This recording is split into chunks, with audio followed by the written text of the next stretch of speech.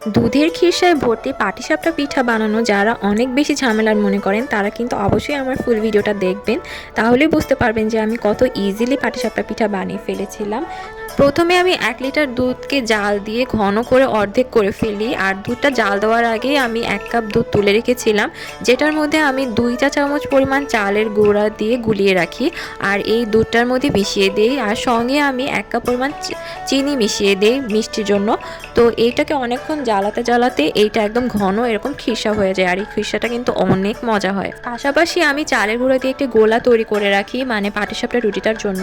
আর এই গোলাতে আমি কী কী দিয়েছি সেটা আমি এখানে লিখে দিব, আপনারা চাইলে স্ক্রিনশট নিয়ে রাখতে পারেন। তো এইভাবে ফার্স্টে আমি একটা ফ্রাই প্যানে তেল ব্রাশ করে নিই, মানে সয়াবিন তেলটা ব্রাশ করে নিই। আর এইটা দিলে কিন্তু পাটিসাপটাটা লেগে যাবে না, খুব সুন্দরভাবে উঠে আসবে। তো এরকম একটা গোলায় করে আমি ব্যাটারটা দিয়ে চারিদিকে ছড়িয়ে দিই, আর একটা রুটির মতো শেপ হয়ে যায়। তারপর এটাকে কিছুক্ষণ চুলার উপরে রেখে দিই, প্রায় 1 মিনিটের মতো। আর 1 মিনিট পরেই দেখবেন এটা অনেকটা শুকিয়ে রুটির মতো হয়ে গেছে।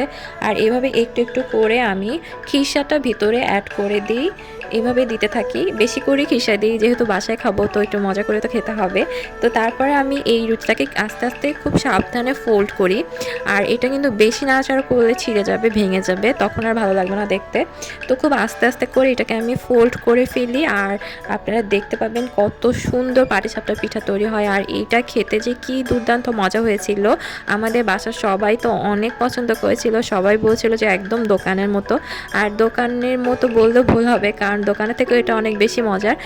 এখন তো আর দোকানে ওই আসল যে খিরসাটা সেটা দেয় না, সুজি মিশিয়ে দেয় বা অন্য কিছু মিশিয়ে দেয়।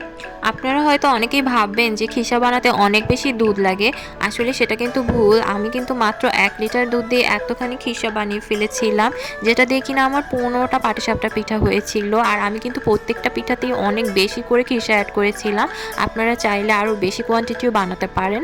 তো এইভাবে কিন্তু খুব ইজিলি বাসায় সুন্দর মজাদার পাটিসাপটা পিঠা আপনারা বানিয়ে ফেলতে পারবেন।